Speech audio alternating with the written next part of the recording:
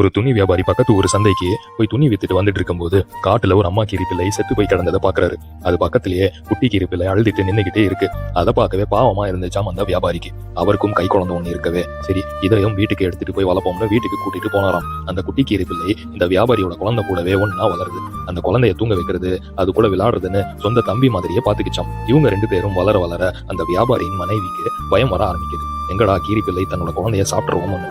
இருந்தும் சின்ன பிள்ளையில இருந்து வளர்ந்துகிட்டு வந்த பாசத்துல அவங்களும் விட்டுடுறாங்க. ஒரு நாள் அந்த குழந்தை தள்ள தூங்கிட்டு இருந்தாங்க. கீரி பிள்ளையும் கீழே படுத்து தூங்கிட்டு இருக்கு. சரி தண்ணி குடிச்சிட்டு வரலாம்னு போறாங்க. அந்த நேரம் பார்த்து வீட்டுக்குள்ள ஒரு விஷ பாம்பு வருது. டக்குன்னு முழிச்சுக்கிட்ட கீரி அந்த பாம்பு எங்களா தம்பி பாப்பாவை கடிச்சிருவோம்னு பயந்து போய் அந்த பாம்பு கூட சண்டை போட்டு அதை கடிச்சு சாகடிச்சிடுது.